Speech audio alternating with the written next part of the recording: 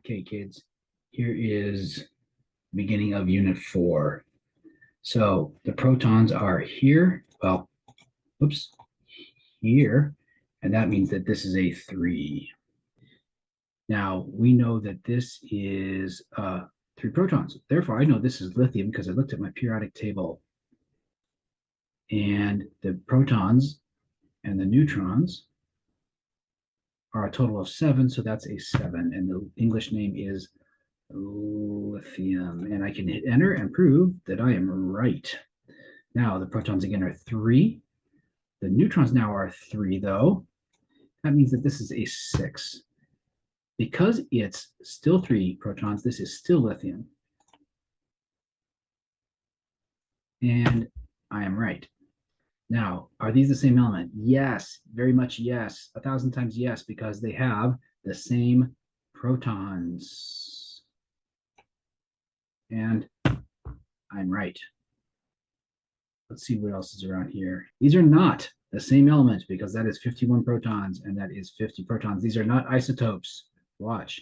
They are not because they have different numbers of protons, and that answer is right.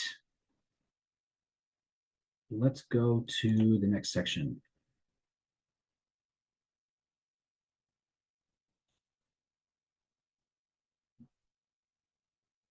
What's the most abundant isotope in this? It's 51, and there's a little bit of 50, but the most abundant is 51, and I'm right.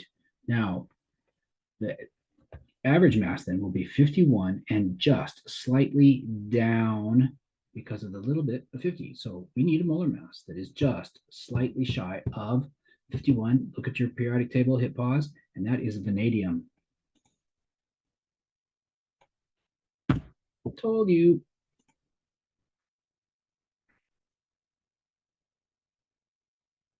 Okay, so how about this one? The most abundant is mass 115. And if these were equal, 113, 115, then the average would be smack on 114, but it's not. So it's going to be not 114, it's going to be to the right, greater than 114 by quite a bit. This is going to be pretty close to 115 because this is farther down than 114, but there's not much of it. So it's 114 point, I don't know, 7 or something. Let's look at the periodic table. And it's indium. Told you. Let's go to the next one.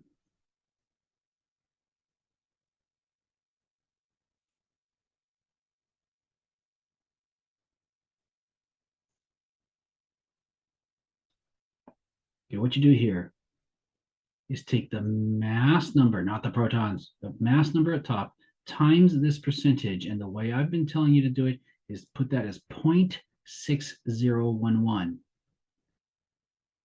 That will give you a number. Then you take the 71 mass times 0.3989. That will give you another number, and you add them together.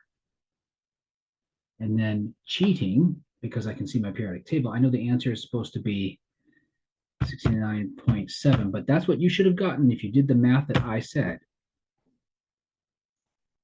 So we'll take the mass number times 0.7217, and that is added to the answer for 87 mass times 0.2783. And again, I can kind of cheat because I can find your rubidium on the periodic table, but I will give you fake elements in a quiz. So you need to know how to do the actual math. And it is 85.5.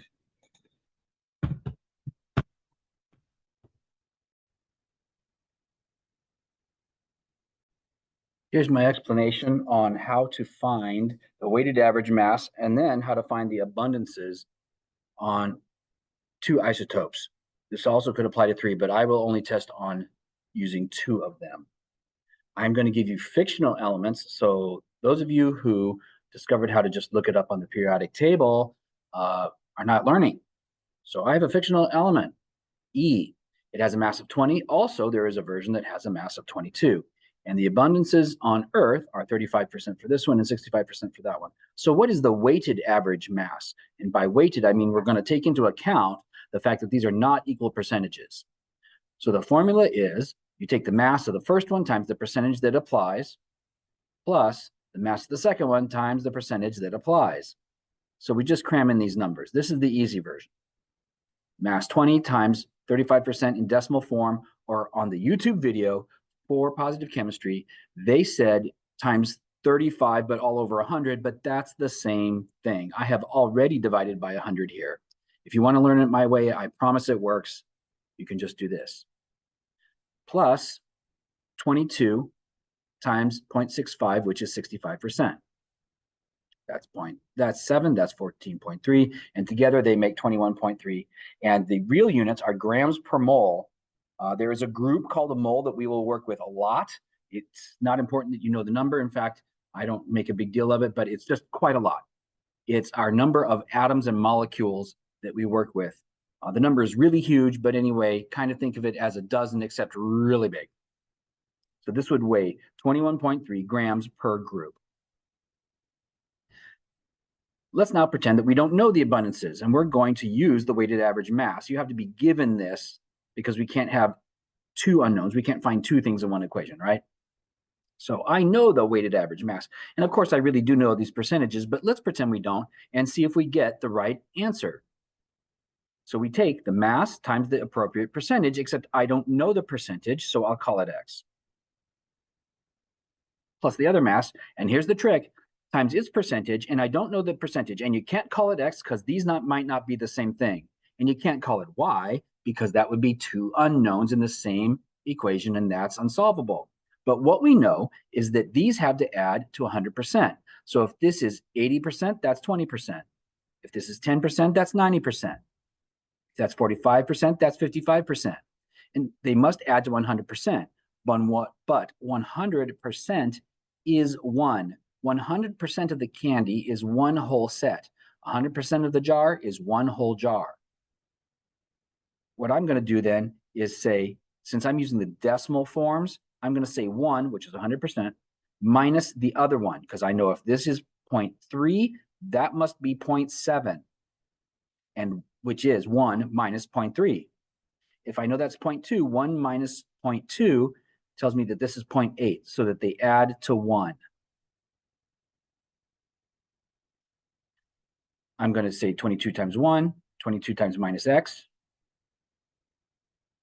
20x minus 22x is negative 2x. 22 just repeating down here. I'm going to carry this negative 2x across by adding it so it becomes positive.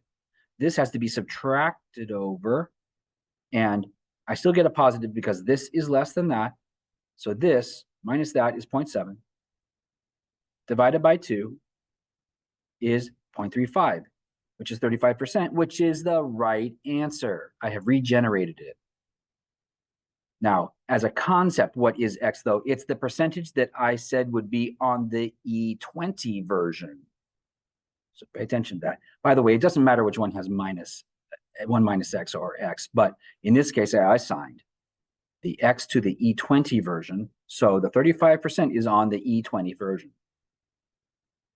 Since they have to add to 100%, 65% is the percentage on E22. And look, we got the right answer.